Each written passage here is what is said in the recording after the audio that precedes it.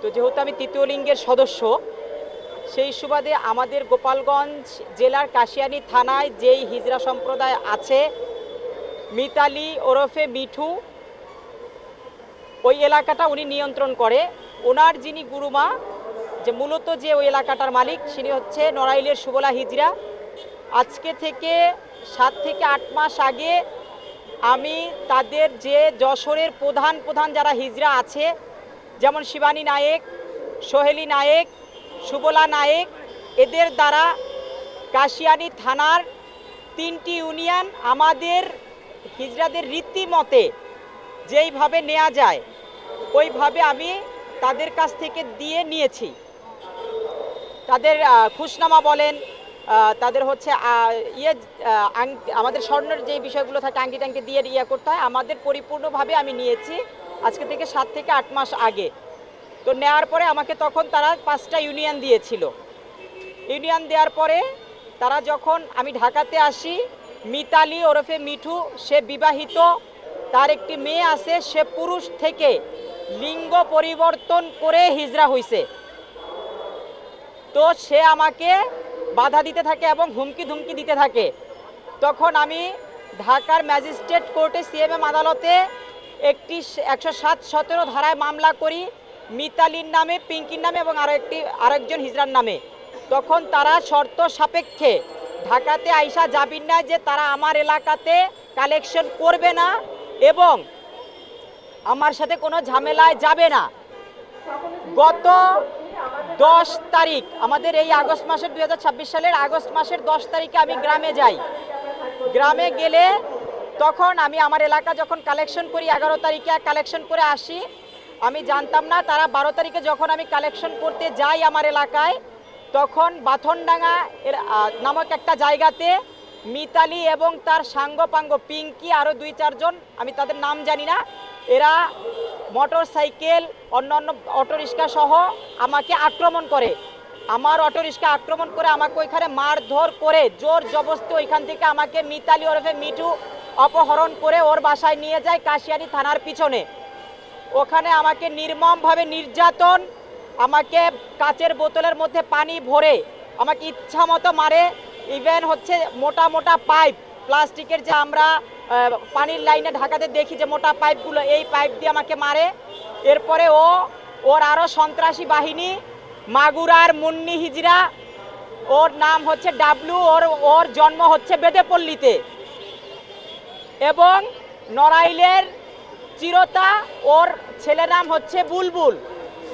তখন ওদেরকে এই মিতালি হিজড়া ফোন করে ডেকে নিয়ে আসে, এনে এরা সহ আমাকে নির্মমভাবে দফায় দফায় নির্যাতন করা হয়। আপনারা দেখতেই পাইতেছেন, এইখানে দেখেন আমাকে কিভাবে মারধর করা হয়েছে। আমাকে লাঠি সোটা দিয়ে মারধর করে মিনিমাম 6 থেকে 7 ঘন্টা জিম্মি করে রাখে এবং আমার কাছে বলে যে তুই কি এই এলাকায় আসতে পারবি না, কালেকশন করতে পারবি না, আমাদের এত লক্ষ টাকা দিয়া তোর এখান থেকে যাইতে হবে। তখন আমার নাতি শিষ্য মিতু হিজড়া কাশিয়ানী থানায় গেলে কাশিয়ানী থানা পুলিশ আমাদের অভিযোগ নিতে অস্বীকার করে। কাশিয়ানী থানা পুলিশ আমাদের অভিযোগ নিতে অস্বীকার করে। পরবর্তীতে ঢাকা থেকে আমাদের লোকজন, আত্মীয় স্বজন যখন কল দেয় তখন অভিযোগ নেওয়ার পরে যখন মিতালি হিজড়ার বাসায় যায়, ওনারা 8-10 জন পুলিশ অফিসার যায়, এসআই আবু হাসানের নেতৃত্বে, কাশিয়ানী থানার এসআই আবু হাসানের নেতৃত্বে যায়। গেলে ওখানে পুলিশের সামনে ওরা আমাকে হত্যা করে ফেলে, পুলিশকে 2-4-5 লক্ষ টাকা দিয়ে দিবে, এই সমস্ত কথাবার্তা বলতে থাকে। কিন্তু সেইখানে পুলিশ কোনো প্রতিবাদ না করে, আমাকে কিছু জিজ্ঞেস না করে এদের সাথে আড়ালে গিয়ে কথা বলে এবং এদের মধ্যে একটা মিউচুয়াল হয়। তখন আমাকে বলে তুমি এখান থেকে চলে যাবা, চলো তোমাকে নিয়ে যাই। তখন আমি পুলিশকে বলি আমার ট্রিটমেন্ট দরকার, আমাকে প্রচুর পরিমাণে মারধর করা হয়েছে, আমাকে ট্রিটমেন্ট দেন আগে, আমি পরে কথা বলবো। আমি তখন কথা বলার অবস্থায় ছিলাম না যে আমাকে এত পরিমাণ মারা ধরা হয়েছে। যে যেইভাবে পারছে সেইভাবে মারছে, মুন্নি, চিরতা, মিতালি, পিঙ্কি, আরো কয়েকজন মিলে। তখন আমাকে কাশিয়ানী থানায় নিয়ে আসে সন্ধ্যায়, আনলে ওদের সাথে অনেক ছেলেপেলে ছিল। এরা কি করলো, কাশিয়ানী থানার অফিসারদের সাথে বইসা আমাকে ডিউটি অফিসারের রুমে বসায় রাখা, এরা ভিতরে গিয়া কথাবার্তা বইলা কি করলো না করলো আমি জানি না। এরা আইসা আমাকে সরাসরি এসআই আবু হাসান আমার যেই অভিযোগ করেছে আমাকে অপহরণের অভিযোগ, সেই অভিযোগটুকু এসআই আবু হাসান জোর জবরদস্তি আমাদের অনিচ্ছাকৃত থাকা সত্ত্বেও আমার নাতিশিষ্য মিতু হিজড়াকে দিয়ে প্রত্যাহার করায় নেন এবং তাতেও তারা ক্ষান্ত হন না। তখন আমাদেরকে পুলিশ থানা থেকে বের করে, আমরা বলি আমাদেরকে ওরা মারধর করবে, তখন পুলিশ আমাদেরকে বলে আচ্ছা ঠিক আছে, তোমাদেরকে যদি মারধর করে চলো আমাদের গাড়ি দিয়ে আসবো। এই কথা বলে পুলিশ আবারও থানা থেকে বের করে নিয়ে ওদের হাতে আমাকে তুলে দেয় এবং থানার পাশে যে ওনাদের ওয়েটিং রুম, যেটাকে গোলঘর বলে ওনারা, এইখানে আবারও ওনারা 20-25 জন হিজড়া আমাকে আক্রমণ করে মারধর করে এবং মাটিতে ফেলে দিয়ে আমাকে পিঠে লাথি উষ্টা ঘুষি পুলিশের সামনে মারে।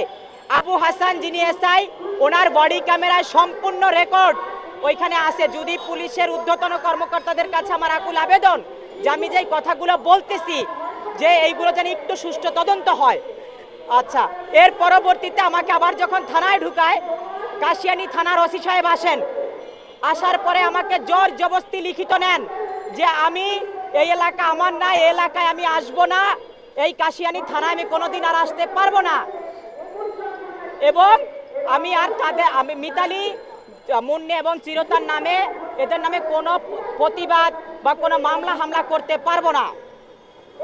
তখন ওরা যখন বলছে তো ওরা তো আমাদের নামে মামলা করবে ঢাকায় গিয়ে, তখন আমাকে এইগুলো বইলে আমাকে এই লিখিত নেয় থানার ওসি, কাশিয়ানী থানার ওসি। নেওয়ার পরে কাশিয়ানী থানার ওসি ওদেরকে বলে আর কোনো সমস্যা নাই, লিখিত নিয়ে নিছে, ও যদি পারে কিছু করুক, আর কোনো সমস্যা নাই।